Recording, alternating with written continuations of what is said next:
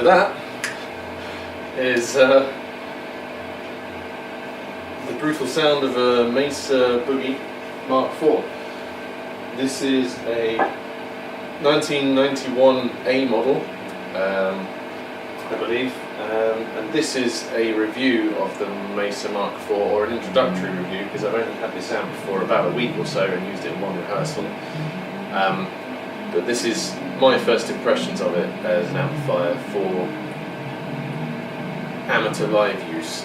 So there's a lot of stuff I've seen on this amp for use in the studio, but not much that's focused at the amateur sort of pub gigging musician. So this is my review. The Mesa Boogie Mark IV is a 3-channel 85 watt amplifier, made in California by Mesa Boogie, of course. It's all crammed into a small but very, very heavy head unit here.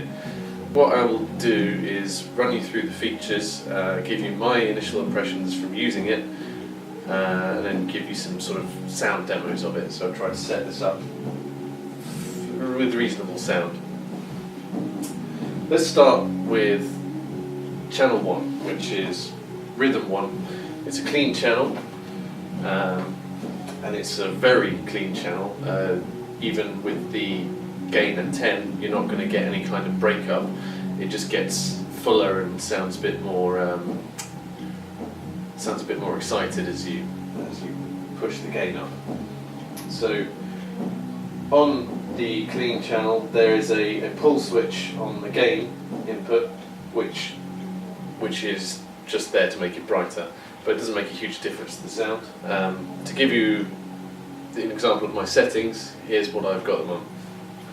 So input gain is at 10, the treble is at about 5, bass is at about 4.5, 4.75, that kind of thing, and mids are at about 4 or 5, presence is at about 4. It's a very bright channel, sounds very alive, so let's give you an example of that.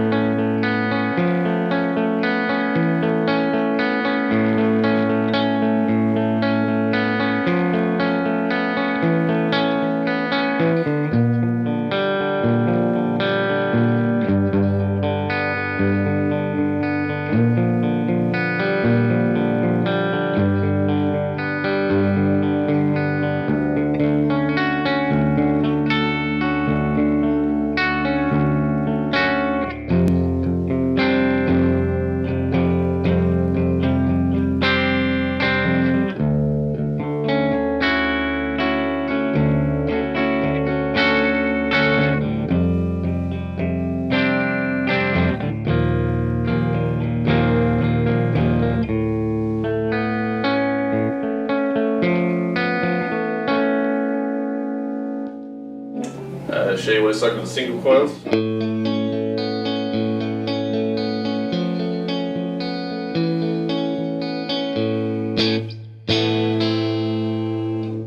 On the in-between strat sounds.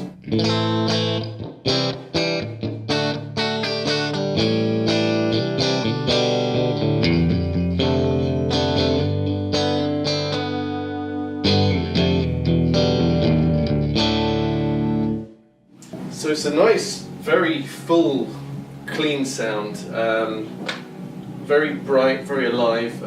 You do have to tame the high end quite a bit, especially on single coils. It seems to, it can easily get out of control. But I think the settings I've got it on, it's got a nice bit of punch. It's very clear. If you were to put some delay or even a compressor and some reverb on there, it would sound lovely.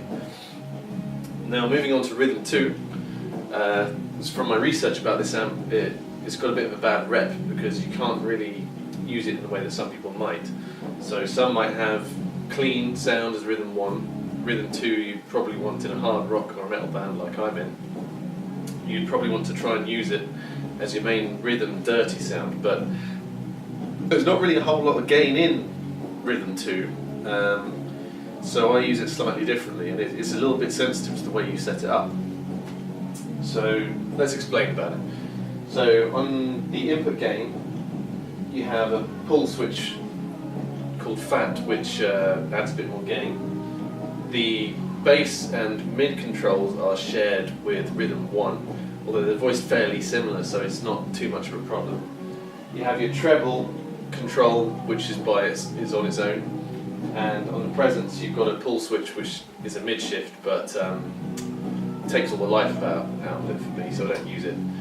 Now this channel is got quite a bit of bite to it, and you have to really tame the high end because it can be pretty brutal. As an example, gain is pulled out on the fat switch. We're on 5.5. Bass and mids are the same as rhythm 1. Rhythm 2 treble is very low. We're at maybe 1.5 treble, and the presence is not been pulled out to shift the mids, and is on literally 0. But as you'll see, it doesn't really matter, it's still a very bright channel. So let's give you that one.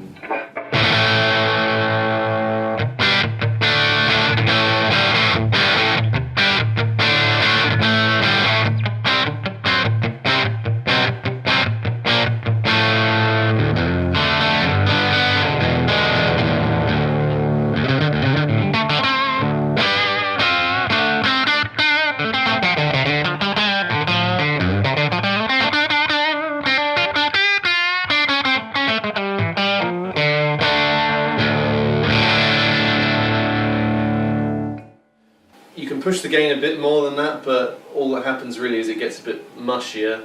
You don't really get anywhere near metal or hard rock levels, so I'm more using it as a channel where if I want some cleans with a bit more dirt, or where I want to dig in and I can get some more bite, then that's how I use it.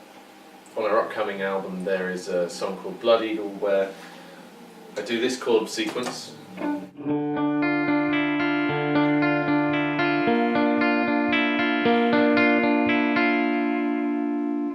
The main rhythm sound, clean sound, it just doesn't quite get there. So really I use rhythm 2 to give it a bit more life.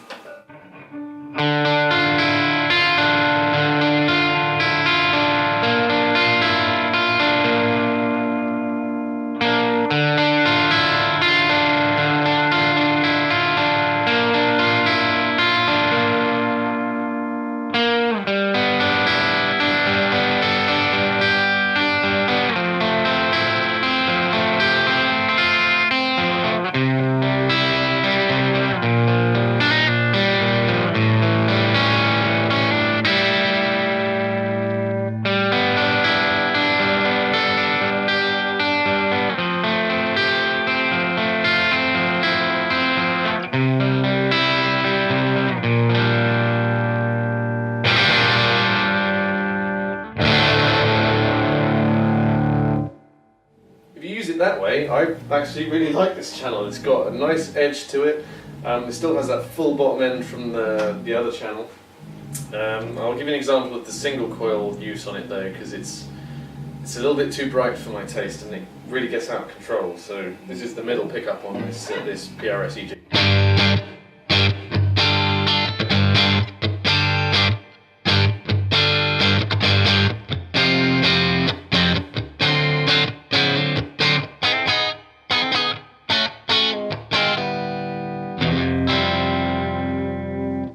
So it's alright, but it's probably a little bit too bright for my taste with that kind of sound. But you can have a nice mellow neck pickup or something. You can get a nice bluesy sound out of it. Good channel. So because rhythm 2 is not so useful as a dirty rhythm sound, you have to be a little bit clever with how you set up the lead channel if you want to have sort of a dirty rhythm and then a lead boost. Because one feature I haven't covered is it has the graphic EQ here. Now most of the time I don't use the graphic EQ, but for my main rhythm sound I do, and I'll explain why. Now the lead channel has a lot of gain, but there's a lot of features to it as well, so I'll just go through them quickly. On the lead gain you have a push-pull switch for a fat mode, like with M1. But then, aside from just gain, you've also got a drive knob, which adds more gain, and you sort of have to balance the two to get like a nice biting metal sound. It's got all of its own normal EQ, and this is before the preamp, so you're really sort of tailoring the sound your guitar's making into the preamp. It's usual on this amp to have barely any bass at all, and I'll explain why. I've got bass on 2, got lead on 6.5, mid on nearly 7, drive is at 8, and lead gain is at 8, and I think that gives a nice sound.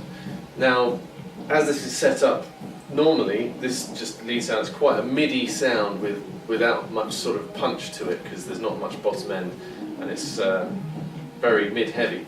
So what a lot of people do, and what I'm doing currently, is using the graphic EQ in a variation on the classic V to take most of the mids out, boost a little bit of the bottom end, and a little bit of the top end. I mean, I'm not taking a huge amount of the mids out. It's not like a lot of them you see where it's all the way down to the bottom. It's not a Metallica type sound. It still sounds quite balanced, but let me show you how that sounds.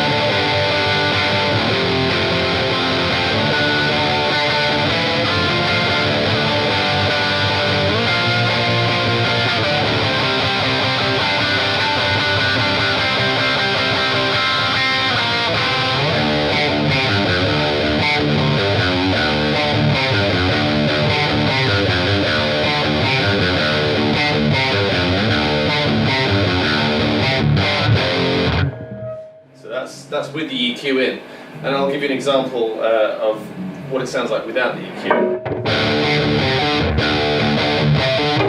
With the EQ.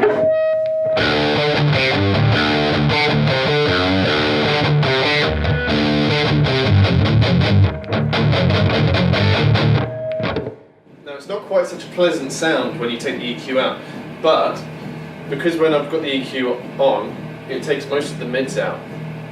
When you take the EQ off, you're in effect getting a boost, which helps you to push through when you're doing solos.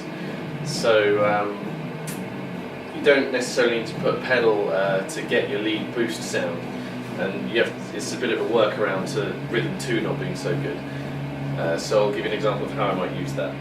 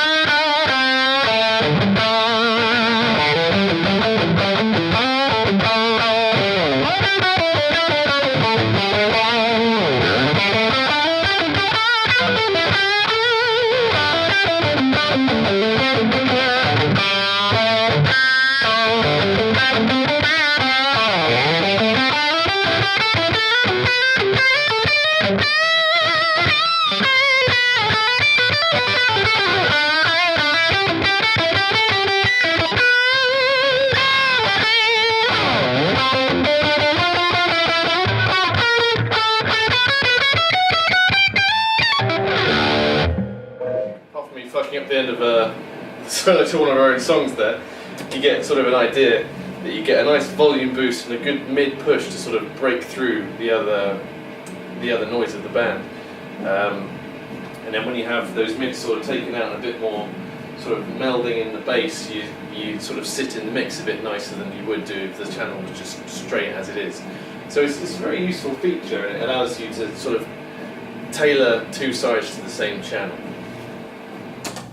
So I'll give you my one gripe with this amp, really, is, and this is only for the amateur small-time musician, because we're a smallish band playing a local circuit, doing pubs, theatres, what have you, which I'm sure a lot of you guys watching also have that situation. And that is, age-old argument, 85 watts, especially a Mesa Boogie 85 watts, it's overkill. I mean, this, at the moment, this amp, the channel volumes are low. They're on, clean is 1.9, 3.5 rhythm 2, 4 on the lead channel, and the input is on 2.5. And the thing at the moment is absolutely ear-splitting. If I put it any louder in the context of a rehearsal or a small gig, my other bandmates and the venue owners would be raising hell, because it would just be destroying everybody's ears. The sound man won't be happy because he won't have much control over what you're doing. But at this level it is quite tolerable, and there are a lot of options on the amp to sort of lower the volume, but I'll explain why I'm not using those at the moment.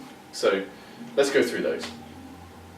At the moment I'm on full power. There's a Tweed power mode, which is like a variac mode, I guess, where everything's a bit more compressed, it's a little bit quieter.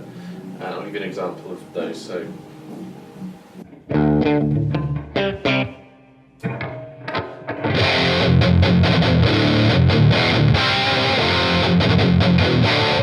it's full power.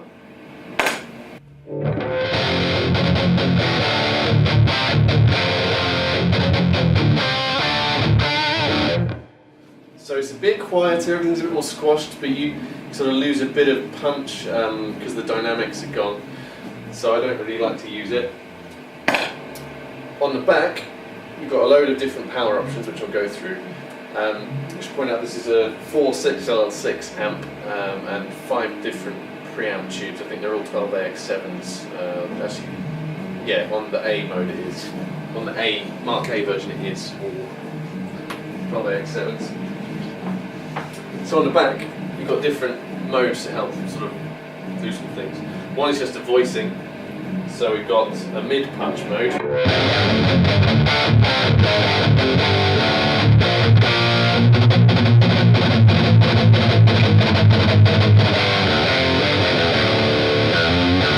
That's mid-punch. There's also a harmonic mode, which is a bit more compressed, a bit flatter again.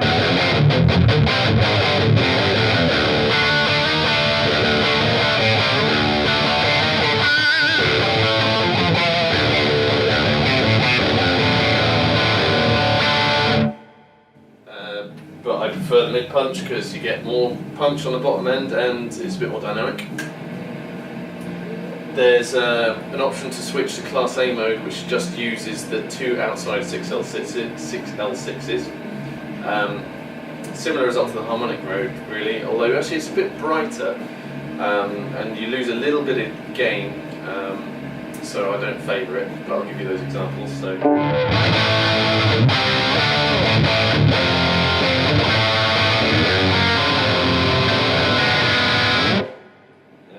Class A.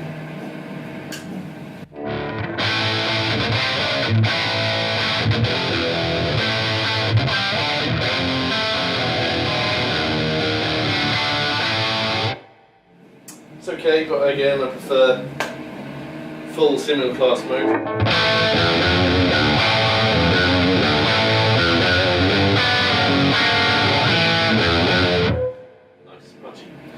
Then finally you've got Pentode and Triode mode. I don't really understand what Pentode and Triode is technically, but I know that Triode is quieter and a bit smoother. So Pentode.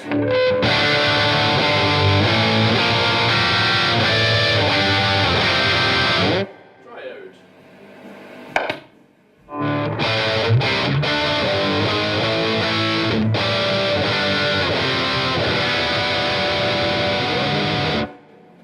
Again. So generally I prefer everything at its full power because you get a nicer sound, but then you have to be careful with your volume. I mean, I can go lower than this, but then it becomes all of these channel volumes become a bit of a hair trigger between, you know, 1/2 a millimeter equals like a drop in half the amount of decibels. But at least, you know, if the band you're in hits it big, you've got room to grow, I suppose. But overall, this is an absolutely awesome amp, and I'll be hopefully using it for many years to come. But when I use it in gigs or in rehearsals, I'll post more videos and sort of chronicle my ownership of the Mark IV. Anyway, if you liked any of the riffs I played, please check out my band. It's called Mannaforra. There's a link right there to our songs, and then in the description of any of the songs there is a link to our LP which you can buy. It's called Authority. It's only £7, or I don't know exactly how many dollars if you're American, sorry, but it's retro hard rock with a little bit of a prog edge. We'll be releasing more and more stuff over the next year, so please follow us. There'll be plenty more gear reviews and all sorts of stuff going on. So thank you.